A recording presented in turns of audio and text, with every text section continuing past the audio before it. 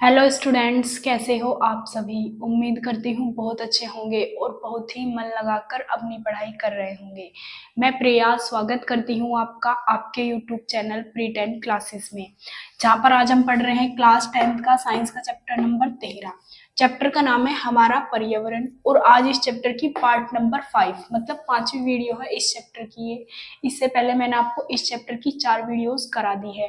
अगर आपने उन वीडियोस को नहीं देखा है तो प्लीज उन्हें क्रम से देख लीजिए। प्लेलिस्ट बनी हुई है, सारी वीडियो को आप चेकआउट कर सकते हैं। जो सा भी चैप्टर आप पढ़ते हैं तो प्लीज उस चैप्टर को क्रम से पढ़िए और अपने प्रॉपर नोट्स भी जरूर बनाइए। तो आज हम क्या पढ़ने वाले, आज हम पढ़ने वाले आहार जाल और आहार श्रृंखला के बारे में। मोस्ट इंपोर्टेंट टॉपिक है इस चैप्टर के ये। आहार श्रृंखला क्या होती है और आहार जाल क्या होता है। देखो, आहार का मतलब तो आप जानते होंगे, भोजन। और श्रृंखला का मतलब भी आप जानते होंगे, श्रृंखला का मतलब श्रेणी, जैसे कि एक के बाद एक, एक के बाद एक, एक के बाद एक की श्रेणी। तो जो क्वेश्चन होता है ना हमारा, उसी से हमें पता चल जाता है कि इसका अर्थ समझ में आना चाहिए आपको। आहार का मतलब भोजन, श्रृंखला का मतलब श्रेणी। तो मतलब कुल मिला के आपको ऐसे समझ में आया कि जो भोजन की श्रृंखला के बारे में इसमें कुछ ना कुछ बात हुई है, भोजन की श्रेणी के बारे में कि एक दूसरे पे किस तरीके से डिपेंड श्रेणी बनेगी भोजन के आधार पे। तो ये होती क्या है इसमें, देखिए। पारितंत्र के सभी जीव, पारितंत्र में मैंने आपको जीव बताए हुए हैं। पारितंत्र होता है, उसके जीव होते हैं प्राथमिक उपभोक्ता, द्वितीय उपभोक्ता, उत्पादक, अपघटक, ये सब जीव होते हैं। तो ये पारितंत्र में पाए जाते हैं। तो पारितंत्र के सभी जीव अपने भोजन के लिए, सबको क्या करना है, अपना भोजन चाहिए, मतलब तभी तो धरती पे कोई रह सकता है जिसको भोजन मिलेगा। तो उसके लिए क्या होता है, पारितंत्र के जो सभी जीव है अपने भोजन के लिए एक दूसरे पर निर्भर रहते हैं। मैंने आपको बताया था। अब जो उत्पादक है उन्हें कौन खाते हैं, प्राथमिक उपभोक्ता के तत्व।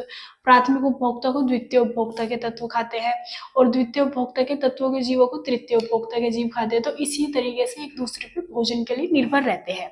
तो एक दूसरे पर निर्भर रहते हैं जिससे वे भोजन संबंधों, अगर उनकी भोजन के संबंध में हम देखें तो भोजन संबंधों को एक आहार श्रृंखला के रूप में दर्शाते हैं। मतलब जो उनका भोजन का संबंध है तो एक आहार श्रृंखला के रूप में उसे दर्शाते हैं, जिसे जालनीय आहार श्रृंखला कहते हैं, जिसे आहार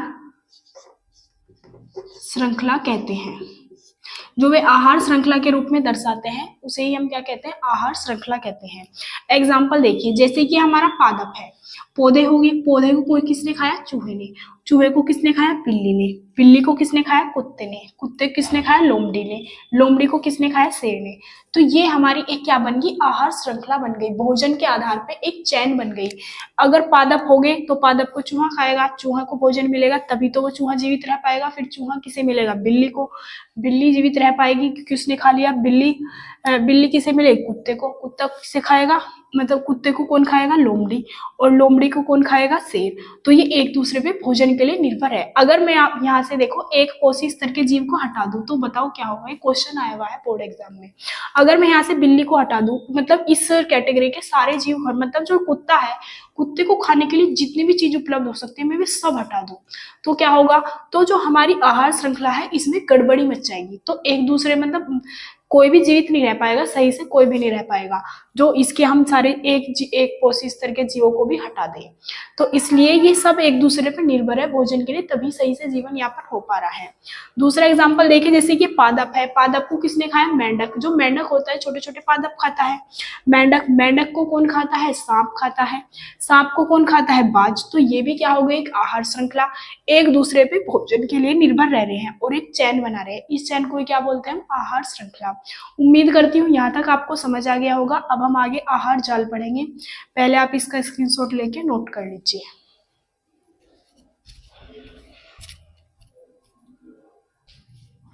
अब हम आगे पढ़ते हैं आहार जाल या फिर खाद्य जाल के बारे में। आहार जाल क्या होता है या फिर खाद्य जाल क्या होता है।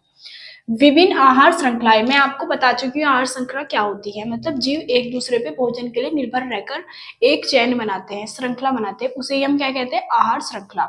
तो हमें क्या करना है, विभिन्न आहार श्रृंखला मतलब बहुत सारी आहार श्रृंखला के जीव अपने भोजन के लिए एक दूसरे पर निर्भर रहते हैं, एक दूसरे पर निर्भर रहते हैं जिससे वे अपने भोजन के लिए आहार श्रृंखला में आड़ी तिरछी रेखाओं पे, आहार श्रृंखला बना दी ना हमने कितनी सारी, तो वे आड़ी तिरछी रेखाओं से क्या करते हैं, रेखाओं से जुड़े होते हैं तथा रेखाओं के द्वारा एक जाल का निर्माण करते हैं जिसे आहार जाल कहते हैं। ये होता क्या है इसे आप समझिए। जैसे कि एग्जाम्पल हम खाद्य जाल या फिर आहार जाल, जैसे कि हरे पौधे हैं, हरे पौधे को किसने खाया, चूहे ने, चूहे को किसने खाया, सांप ने, सांप को किसने खाया, बाज ने। एक आहार श्रृंखला तो ये हो गई। इसी तरीके से हरे पौधे किसने खाया, खरगोश ने, खरगोश को किसने खाया, जयकाल ने। जयकाल क्या होता है, ये मतलब उसमें रहता है वन में, आप यूट्यूब पे सर्च करके देख सकते हैं कि जयकाल क्या होता है, दिखाइए तो दिख जाएगा आपको। जयकाल को किसने खाया, शेर ने। इसी तरीके से एक ये बन गई आहार श्रृंखला। ऐसे नीचे हरे पौधों को खाया बकरी ने, बकरी को खाया भेड़िए ने, भेड़िए को कौन खा सकता है, मतलब कौन खा सकता है, शेर खा सकता है। तो अभी तो देखो मैंने 3 आहार श्रृंखलाएं बनाई हैं, हमने इसमें यही तो पढ़ा है कि आहार श्रृंखलाओं, तो जो आहार श्रृंखला है उसमें आड़ी व तिरछी रेखाओं से जुड़े होते हैं, मतलब एक दूसरे से भोजन के लिए आड़ी तिरछी रेखाओं से जुड़ के भी अपना भोजन बना सकते हैं। जैसे कि जो ये है हमारा लोमड़ी है, बकरी, लोमड़ी किसे खा सकती है, बकरी को खा सकती है लोमड़ी। लोमड़ी कौन खा सकता है, शेर। तो ये एक दूसरे से इस तरीके से भी निर्भर रह सकते हैं, आड़ी तिरछी रेखाओं से एक जाल का निर्माण करेंगे। इसी तरीके से हम देखेंगे जो हमारा खरगोश है उसे कौन खा सकता है, जो भेड़िया है, भेड़िए को कौन खा सकता है, शेर खा सकता है भेड़िए को। इसी तरीके से भेड़िया किसे खा सकता है, भेड़िया खरगोश को भी खा सकता है।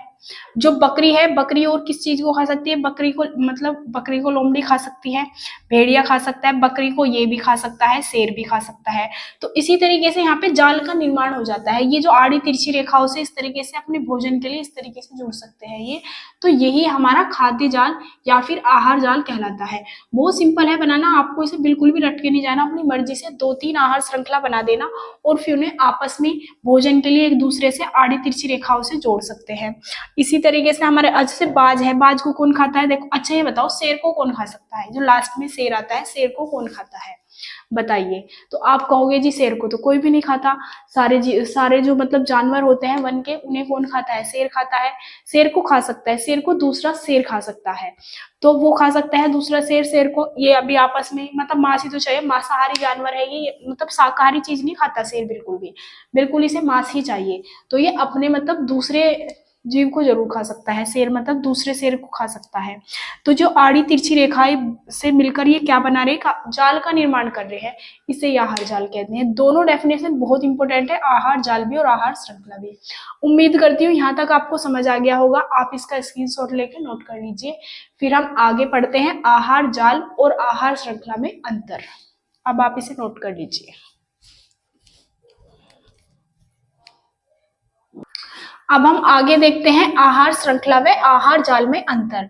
आहार श्रृंखला और आहार जाल में क्या अंतर होता है, सबसे मतलब इजी पॉइंट निकाल के लाई हूं मैं, बहुत इजी है, ध्यान से समझ लेना, इंपॉर्टेंट क्वेश्चन है, आपके पेपर में जरूर आ सकता है। आहार श्रृंखला व आहार जाल में अंतर, तो एक साइड तो आपको लिखना है आहार श्रृंखला, एक साइड लिखना है आहार जाल, इस तरीके से टेबल बनानी है। इसका पहला पॉइंट क्या है, आहार श्रृंखला विभिन्न पोषी स्तर के जीवों का रेखीय क्रम है। आपने देखा था आहार श्रृंखला में एक के बाद एक, एक के बाद एक, एक के बाद एक, इस तरीके से जुड़ा हुआ था। तो ये क्या होता है, हमारा विभिन्न पोषी स्तर के जीवों का रेखीय क्रम होता है। लेकिन आहार जाल क्या होता है, आहार जाल अनेक आहार श्रृंखला, बहुत सारी आहार श्रृंखलाओं से मिलकर बना होता है, आहार श्रृंखलाओं के जुड़ने से बनता है। जो आहार जाल है बहुत सारी आहार श्रृंखला आपस में होती है, उन्हें आड़ी तिरछी रेखाओं से जोड़कर एक आहार जाल बनता है। दूसरा पॉइंट है, आहार श्रृंखला में जीवों को भोजन के लिए वैकल्पिक मार्ग नहीं होते। जैसे कि आहार श्रृंखला में सीधा सीधा होता है, घास को कौन खा रहा है, हमारा घास को कौन खा रहा है, चूहा खा रहा है, चूहे को कौन खा रहा है, बिल्ली खा रही है, बिल्ली को कौन खा रहा है, कुत्ता खा रहा है। तो इसी तरीके से रेखीय क्रम होता है, उसके पास वैकल्पिक मार्ग नहीं होते कि भाई घास को, चूहे को केवल मतलब चूहे को केवल घास मिलेगा, घास खा सकता है। इसी तरीके से यहाँ पे बिल्ली को क्या है भोजन के लिए, चूहा ही खा सकती है बिल्ली, कुत्ता केवल बिल्ली खा सकता है। तो इसलिए यहाँ पे वैकल्पिक मार्ग नहीं होते। लेकिन आहार जाल में ऐसा नहीं होता, आहार जाल में अनेक जीवों के भोजन के लिए वैकल्पिक मार्ग होते हैं। वैकल्पिक मार्ग का मतलब जो आहार जाल बनती है कि ये जो खरगोश है ये यहाँ पे इसे भी खा सकता है, खरगोश घास भी खा सकता है, खरगोश गाजर भी खा सकता है, मूली भी खा सकता है, इतने सारे विकल्प होते हैं उसके पास। या फिर जैसे कि हमारा कुत्ता होता है, कुत्ता हड्डी भी खा सकता है, कुत्ता बिल्ली को भी खा सकता है, और कुत्ते के मतलब और भी बहुत सारे विकल्प होते हैं। तो इसमें वैकल्पिक मार्ग होते हैं क्योंकि इसमें आहार जाल बनता है, एक दूसरे से भोजन के निर्भर रह सकते हैं आड़ी तिरछी रेखाओं से भी। तो इस तरीके से यहाँ पे विकल्प होता है। जिस तरीके से आप मतलब शादी में जाते हो तो शादी में क्या होता है, खाने के विकल्प होते हैं, 50 आइटम बने होते हैं कि आप गुलाब जामुन भी खा सकते हो, आप टिक्की भी खा सकते हो, आप समोसा भी खा सकते हो, आप कॉफी भी ले सकते हो, गोलगप्पे भी ले सकते हो, पपड़ी भी ले सकते हो, और बहुत सारे जो आइटम बने होते हैं, मिठाई भी खा सकते हो, मिठाई में भी बहुत सारे विकल्प होते हैं, रसगुल्ला खा सकते हो, गुलाब जामुन खा सकते हो, बर्फी खा सकते हो, बहुत सारे विकल्प हो सकते हैं। लेकिन जैसे कि आपके घर में भोजन होता है जो दाल चावल बने हैं तो बस ये विकल्प नहीं होता, वहां पे केवल दाल चावल ही खाओगे, या फिर आपने जो सब्जी बनी है आप केवल वही खा सकते हो, तो वहां पे विकल्प नहीं होते। इसी तरीके से आहार जाल में वैकल्पिक मार्ग होते हैं भोजन के लिए, जबकि आहार श्रृंखला में नहीं होते। तीसरा पॉइंट क्या है, आहार श्रृंखला जैविक समुदाय की सीमित जानकारी देते हैं। जैविक समुदाय केवल सीमित जानकारी देता है क्योंकि सीधी सीधी श्रृंखला होती है इसमें। इसमें क्या होता है, आहार जाल में जैविक समुदाय की व्यापक जानकारी मिलती है, व्यापक, क्योंकि बहुत सारे कनेक्शन होते हैं इसमें। ऊर्जा इसमें क्या होता है, ऊर्जा प्रवाह की गणना करना आसान है क्योंकि श्रृंखला है सीधी सीधी, इससे इसमें ऊर्जा जाएगी, इससे उसमें ऊर्जा जाएगी। जबकि यहाँ पे क्या होता है, ऊर्जा प्रवाह की गणना करना कठिन है। आहार जाल में ऊर्जा प्रवाह की गणना करना बहुत कठिन होता है। नंबर 5वां पॉइंट है एक, इसमें क्या होता है, एक जीव केवल एक कोशी स्तर प्रदर्शित कर सकता है। जो इसमें एक जीव होता है वो केवल एक कोशी स्तर ही प्रदर्शित कर सकता है। जैसे कि यहाँ पे चूहा है, ये क्या है, उपभोक्ता है, वो भी प्राथमिक उपभोक्ता, एक कोई प्रदर्शित कर सकता है। लेकिन इसमें क्या होता है, एक जीव एक से अधिक पोषी स्तर को प्रदर्शित कर सकता है, एक से अधिक पोषी स्तर को भी प्रदर्शित कर सकता है। जैसे कि जो हमारे जैसे बिल्ली है, यहाँ पे बिल्ली को कितनी सारी चीजें खा सकती है, तो उससे मतलब अलग अलग पोषी स्तर हो जाएंगे उसके लिए। उम्मीद करती हूँ यहाँ तक ये समझ आ गया होगा। अब आप इसे नहीं बनाना, मतलब आप खुद से बना सकते हो, वरना रहने देना ऐसे ही। उम्मीद करती हूँ आपको समझ आ गया होगा। अब आप इसका स्क्रीनशॉट लेके नोट कर लीजिए। और अगर आप हमारे चैनल पर नए आए हैं तो प्लीज चैनल को सब्सक्राइब जरूर कर लीजिए। वीडियो को ज्यादा से ज्यादा सपोर्ट दिखाइए, अपने दोस्तों के पास वीडियो को शेयर कीजिए ताकि मैं आगे भी बहुत अच्छी अच्छी वीडियो आपके लिए बना सकती हूँ। और ये वीडियो आपको कैसी लगती है प्लीज कमेंट करके जरूर बताइए, आपको क्या समझ में आता है, कुछ दिक्कत है। पहले मैं आपको मतलब वैसे लिख के पढ़ाती थी, मतलब इस तरीके से लिख के पढ़ाना सही है या फिर साथ साथ लिखते रहना हो, तो उसे कमेंट बॉक्स में जरूर बताना कि आपको किस तरीके से अच्छा लगता है। आपके कमेंट का मुझे इंतजार रहेगा। मिलते हैं आप अगली वीडियो में, तब तक के लिए जय हिंद जय भारत। अब आप नोट कर सकते हैं।